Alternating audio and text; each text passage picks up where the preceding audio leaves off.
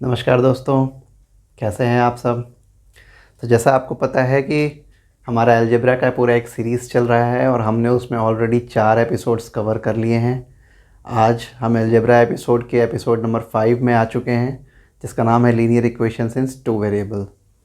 तो हम जल्दी से एक छोटा सा क्विक रिकैप देख लेते हैं कि अभी तक हमने 4 एपिसोड्स में क्या क्या देखा। तो फर्स्ट एपिसोड में हमने देखा था बेसिक अलजेब्रा। दूसरे एपिसोड में हमने डिस्कवर किया था लीनियर इक्वेशन इन 1 वेरिएबल्स। थर्ड एपिसोड में हमने डिस्क्राइब किया था अलजेब्राइक एक्सप्रेशंस को। और फोर्थ एपिसोड में हमने डिटेल में स्टडी किया था पॉलिनोमियल्स को। इन सारे एपिसोड्स के लिंक मैं आपको डिस्क्रिप्शन बॉक्स में दे दूंगा, आप उसको देख लीजिएगा। और आज जो हमारा 5th एपिसोड है वो कवर कर रहा है लीनियर इक्वेशन इन 2 वेरिएबल्स। तो फ्रेंड्स, जैसा हमने पहले भी देखा है लीनियर इक्वेशन इन 1 वेरिएबल्स वाले चैप्टर में कि इक्वेशंस क्या होते हैं, किसको हम लीनियर इक्वेशंस कहते हैं, कब लीनियर इक्वेशंस इन 1 वेरिएबल होता है और कब लीनियर इक्वेशंस इन 2 वेरिएबल्स होता है, लीनियर कब होता है, क्वाड्रेटिक कब होता है, क्यूबिक कब होता है। चलिए हम इसको अब विस्तार से देखते हैं और आज का episode linear equation in 2 variables को कवर करते हैं। तो फ्रेंड्स, पिछले क्लास में हमने देखा था कि किसी भी इक्वेशन को लीनियर कब कहते हैं। इसको लीनियर तब कहते हैं जब उसमें उस इक्वेशन की वेरिएबल्स की डिग्री 1 होती है। अब लीनियर इक्वेशन इन 1 वेरिएबल्स जब हम पढ़ रहे थे तो उसमें हमने देखा था कि वो लीनियर तब कहलाएगा जब उसमें जो एक वेरिएबल होगा उसकी जो डिग्री होगी वह 1 होगी, तो उसको हम कहेंगे लीनियर इक्वेशन इन 1 वेरिएबल। इसमें वेरिएबल भी एक है और उस वेरिएबल की डिग्री भी एक ही है। तो आज जो इक्वेशन के बारे में हम डील करने वाले हैं लीनियर इक्वेशंस इन 2 वेरिएबल्स, इसमें वेरिएबल्स तो 2 होंगे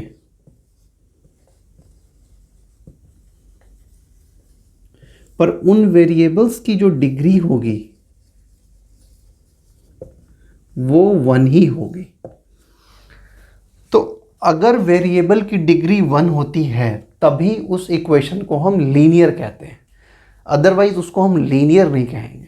तो आज जो हम टॉपिक पढ़ने वाले हैं लीनियर इक्वेशंस इन 2 वेरिएबल्स, उसमें वो एक इक्वेशन होगा, उसमें 2 वेरिएबल्स होंगे और दोनों वेरिएबल्स की जो डिग्री होगी वो 1 होगी।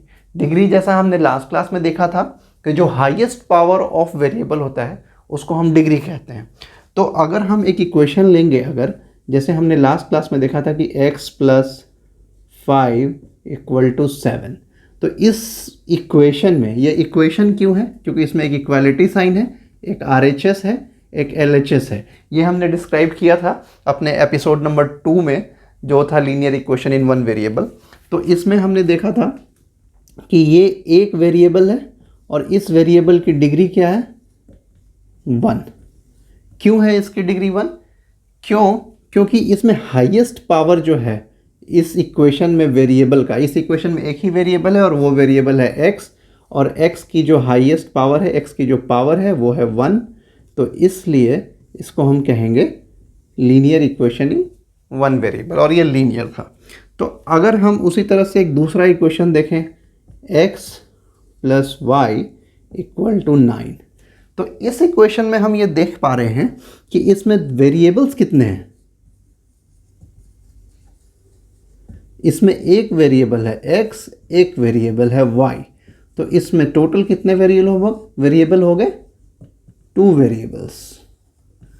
पर अब अगर आप इस इक्वेशन को गौर से देखेंगे तो इन दोनों वेरिएबल्स में जो पावर है वो क्या है? 1।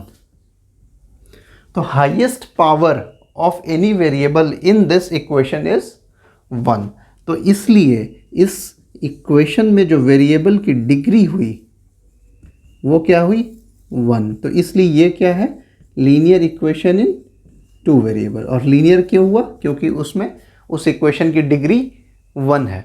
डिग्री क्या कहते हैं? डिग्री उसको कहते हैं जो एक इक्वेशन में वेरिएबल की हाईएस्ट पावर होती है। तो इसमें वेरिएबल की हाईएस्ट पावर क्या है? वन ही है, इसलिए ये एक लीनियर इक्वेशन है।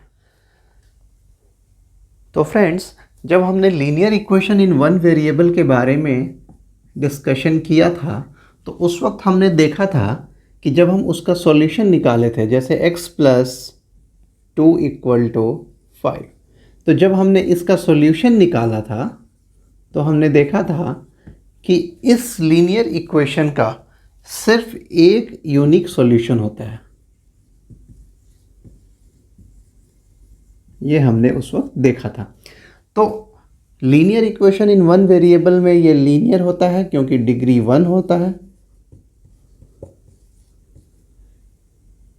वेरिएबल्स कितने होते हैं? 1 होते हैं। और इसका सॉल्यूशन ये भी 1 होता है, 1 यूनिक सॉल्यूशन। अब लीनियर इक्वेशन इन 2 वेरिएबल्स की जब हम बात करेंगे तो हम इस वक्त ये देखेंगे कि इस लीनियर इक्वेशन इन 2 वेरिएबल्स में ये लीनियर है, तो यानी कि इसकी डिग्री जो है वो 1 है, लेकिन इसमें वेरिएबल्स जो हैं वो 2 हैं, और इसके सॉल्यूशंस कितने होंगे ये अभी हम डिस्कस करेंगे। तो friends, linear equation in 2 variables को जनरली हम एक इस फॉर्म में लिख सकते हैं, x plus B Y plus C is equal to 0, where a, b and c are real numbers and a and b should not be equal to 0। देखिए, ये एक equation ax plus B Y plus C is equal to 0 जिसमें a और b constant है और c भी constant है, variable सिर्फ x और y है। तो 2 वेरिएबल्स हैं इसमें, और ये लीनियर है क्योंकि x और y दोनों में से highest power of the variable जो है वो है 1। तो इस केस में अगर a b c कांस्टेंट है और वो एक रियल नंबर है और a और b दोनों में से दोनों नॉन जीरो है, अगर एक भी जीरो हो गया, लेट्स से अगर b जीरो हो गया, तो फिर ये क्या होगा, ax plus C is equal to 0। ये तो एक linear equation in one variable बन गया। या अगर x इज इक्वल टू 0 हो गया लेट्स से, तो B Y plus C is equal to 0, फिर ये लीनियर इक्वेशन इन वन ही वेरिएबल हो गया। या दोनों जीरो हो गया तो एक कांस्टेंट है, तो ये c इज इक्वल टू 0 इसका सॉल्यूशन हो जाएगा, जो कि c is equal to 0 equal to 0 इसका कोई मतलब नहीं है, और ये कोई एक इक्वेशन भी फॉर्म नहीं करेगा। तो ये इक्वेशन जब ये फॉर्म हुआ है ax plus B Y plus C is equal to 0, इस केस में अगर a और b दोनों नॉन ज़ीरो हैं और a b c एक रियल नंबर है, तो हम इस इक्वेशन को लीनियर इक्वेशन इन 2 वेरिएबल्स कह सकते हैं। यानी कि अगर कोई भी इक्वेशन मेरे पास है तो उसको हम इस फॉर्म में रिप्रेजेंट कर सकते हैं, ax plus B Y plus C is equal to 0। अब जैसे अगर आप कोई भी इक्वेशन ले लिए x plus Y equal to 15, तो इसमें a क्या है, 1। जैसा इसको मैं ऐसे लिख सकता हूँ, 1x plus 1y minus 15 equal to 0। इसको मैं ऐसे लिख सकता हूँ। पिछले क्लासेस में हमने देखा है अलजेब्रिक एक्सप्रेशन में कि अगर वेरिएबल के आगे कुछ नहीं होता है तो 1 होता है। तो यहाँ पे a is equal to 1, b is equal to 1, c is equal to minus 15। तो इस तरीके से हम इसको इस एक्सप्रेशन में हम हर एक लीनियर इक्वेशन इन 2 वेरिएबल्स को हम इस एक्सप्रेशन में डाल सकते हैं, ax plus B Y plus C is equal to 0 के फॉर्म में। तो नॉर्मली एक लीनियर इक्वेशन इन 2 वेरिएबल को हम ax plus B Y plus C is equal to 0 के फॉर्म में लिख सकते हैं, where a, b and c are real numbers and a and b should not be equal to 0। क्योंकि अगर कोई भी एक इक्वल टू 0 होगा तो वो एक लीनियर इक्वेशन इन 2 वेरिएबल का कॉमन फॉर्मेट नहीं रह जाएगा। तो जैसा हम पहले अभी डिस्कस कर रहे थे, इसके सॉल्यूशन के बारे में अगर हम देखें तो लेट से हम कोई भी एक एग्जाम्पल लेते हैं, 2x plus 3y equal to 12। अब ये एक लीनियर इक्वेशन इन टू वेरिएबल है, तो हाँ है, क्योंकि x y दोनों का पावर जो है वो 1 है, तो लीनियर हो गया। और दो वेरिएबल्स हैं इसमें x और y, तो ये लीनियर इक्वेशंस इन टू वेरिएबल है। अब अगर मैं इसमें ये पूछूं आपसे कि कितने x और y के वैल्यू इसको सेटिस्फाई कर सकते हैं, यानी इस इक्वेशन के कितने सॉल्यूशंस हो सकते हैं। जैसे linear equation in one variable का एक यूनिक सॉल्यूशन होता था, इस एक्सप्रेशन का, इस इक्वेशन का कितना सॉल्यूशन होगा। सॉल्यूशन मतलब कि वो वैल्यू ऑफ x और y, x और y के वो वैल्यू जो इस इक्वेशन को सेटिस्फाई करे। पहले के क्लासेस में भी हमने देखा है कि सॉल्यूशन किसको कहते थे, द वैल्यू ऑफ x या value of y, the value of any variable which satisfies a given equation is called its solution. तो इस इक्वेशन का सॉल्यूशन कहने का मतलब हुआ कि वो x और y का सेट का वैल्यू जो इसको सेटिस्फाई करेगा वही इसका सॉल्यूशन होगा। तो अगर हम कहें कि हम इसमें x का वैल्यू लेट से 0 पुट करते हैं, let us put x is equal to 0, तो क्या हो जाएगा मेरा equation, 2x plus 3y equal to 12। x is equal to 0 put किए तो ये तो गया 0 plus 3y equal to 12। This implies y equal to 12 by 3 equal to 4। तो हम ये कह सकते हैं कि एक्स वाई का वो वैल्यू यानी 0 और y का वैल्यू 4, ये इसका एक सॉल्यूशन है। अब यदि आप 0 और 4 को इसमें पुट करेंगे तो ये इक्वेशन सेटिस्फाई करेगा।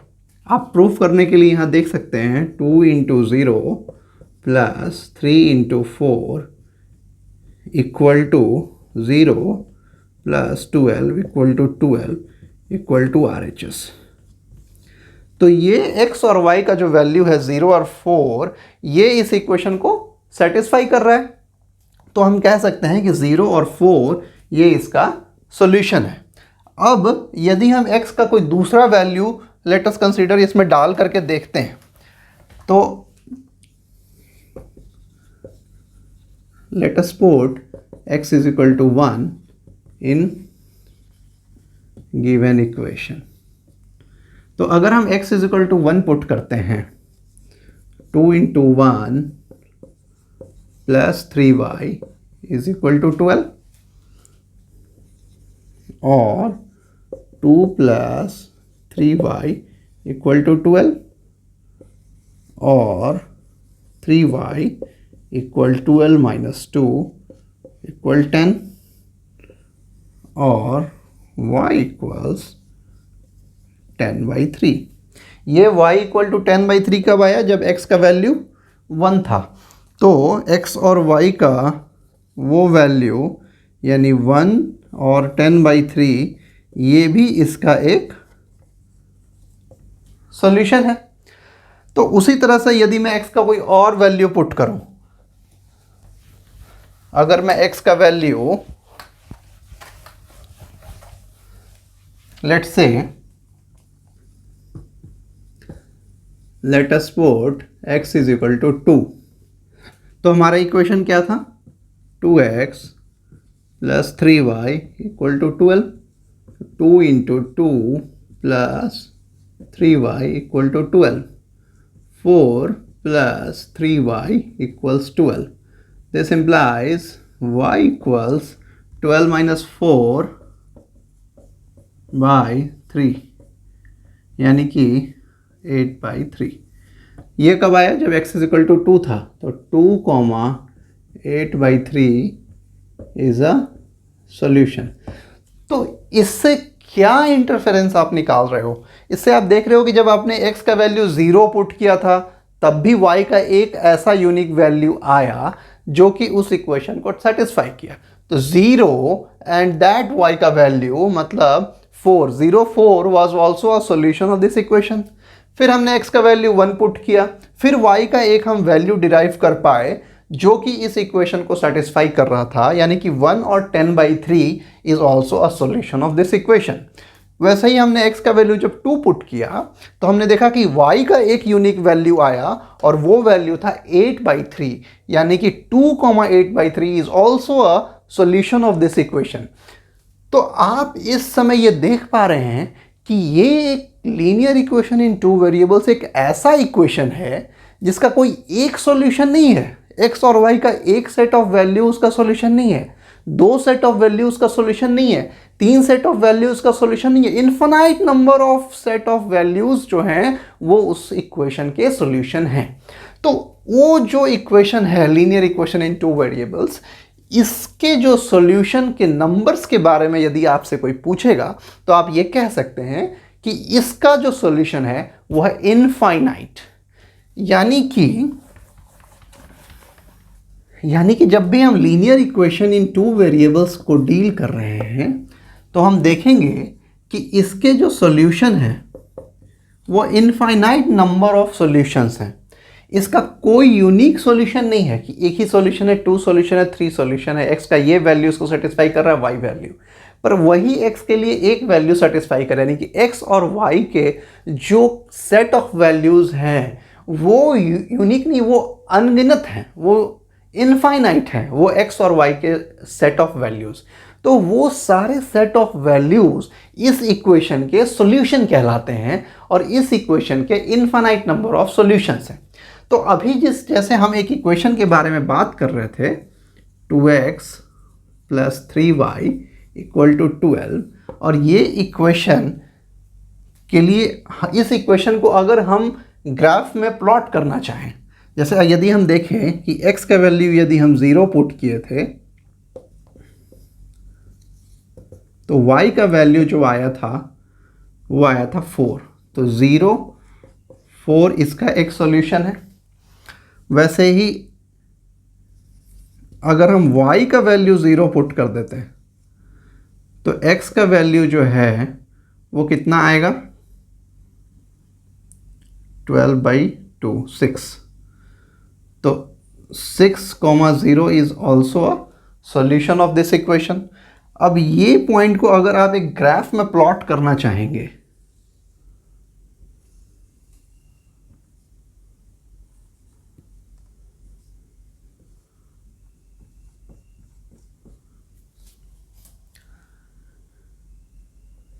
सिक्स कॉमा 0 1 2 3 4 5 6,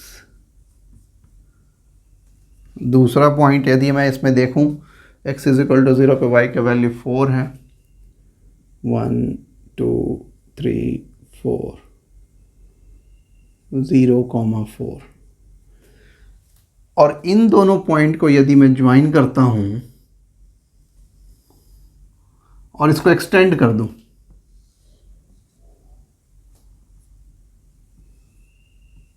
तो ये जो स्ट्रेट लाइन मिला, इस स्ट्रेट लाइन पे जितने भी पॉइंट्स लाई करेंगे वो सारे इस इक्वेशन के सॉल्यूशन होंगे 2x + 3y = 12 के।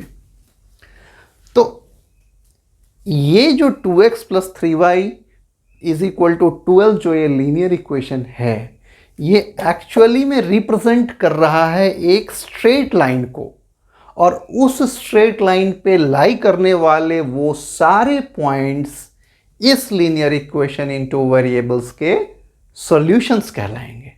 देखिए कितना अच्छा से हम एक इक्वेशन को एक ग्राफिकल टर्म्स में रिप्रेजेंट कर पा रहे हैं, एक इक्वेशन को एक लाइन के रूप में हम रिप्रेजेंट कर पा रहे हैं, और उस लाइन पे लाई करने वाले सारे पॉइंट्स इस इक्वेशंस के सॉल्यूशन होंगे।